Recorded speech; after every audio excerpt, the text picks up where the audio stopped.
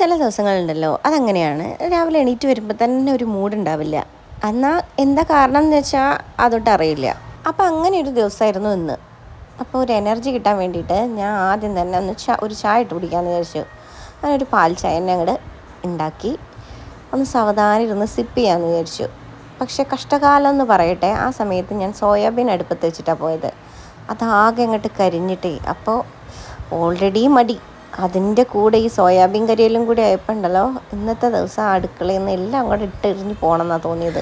മടി മാറ്റി വെച്ച് ഗോതയിലേക്ക് ഇറങ്ങല്ലാതെ വേറെ ഒരു നിവൃത്തിയില്ലെന്ന് മനസ്സിലായപ്പോൾ എന്താ കറി വെക്കാമെന്ന് ആലോചിച്ചുകൊണ്ടിരിക്കുമ്പോഴേ ദേ വരുന്നു 2 മാക്കാന്മാർ മാങ്ങയും അതുപോലെ തന്നെ മുരിങ്ങക്കായൊക്കെ പൊട്ടിച്ചിട്ട് വരുന്നുണ്ട്. അപ്പോൾ ഇത് വെച്ചിട്ട് തന്നെ ഇന്നത്തെ ഒരു കറി തയ്യാറാക്കാമെന്ന് വിചാരിച്ചു. അപ്പം മാങ്ങ മുരിങ്ങക്കായ കറി ഇത് ഞാൻ ആദ്യമായിട്ട് ഉണ്ടാക്കാൻ കേട്ടോ. അമ്മയാണ് ഇങ്ങനൊരു കറി സജസ്റ്റ് ചെയ്തത്. ഇങ്ങനെ ഒരു കറി ഉണ്ട് എന്ന് പറഞ്ഞു. അപ്പോൾ പിന്നെ സാധാരണ രീതിയിൽ പച്ചക്കറി വെക്കണ മാതിരിയാണെന്നും പറഞ്ഞു. അപ്പം മുളക് പൊടിയും ഉപ്പും മഞ്ഞൾപ്പൊടിയും ഇട്ടിട്ട് ഇതേപോലെ കുക്കറിൽ ഒരൊറ്റ വിസിൽ.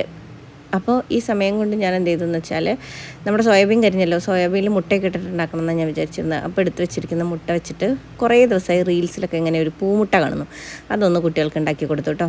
അപ്പോൾ ഒരു സമാധാനം കിട്ടി മനസ്സിലായി.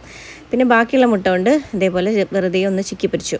പിന്നെ സോയാബീൻ കരിഞ്ഞ സോയാബീനൊക്കെ മാറ്റിയിട്ട് ബാക്കിയുള്ളത് ഞാൻ എന്ത് ചെയ്തു എന്ന് വെച്ചാൽ നന്നായിട്ട് കഴുകിയിട്ട് ഒന്ന് ഫ്രൈ ചെയ്തെടുത്തു.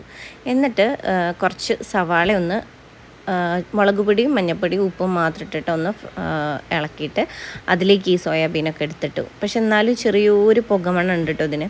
ഇതിൻ്റെ ഇടയിൽ അലക്കും നടക്കുന്നുണ്ട് കേട്ടോ. വാഷിംഗ് മെഷീൻ സ്വന്തമായിട്ടിരുന്ന് അലക്കുകൊണ്ട് പിന്നെ കുഴപ്പമില്ല. അപ്പോൾ അതൊക്കെ ഒന്ന് വിരിച്ചിട്ടു. പിന്നെ കറിക്ക് അറിയാനൊരു തേങ്ങ പൊളിച്ചെടുത്തു കേട്ടോ.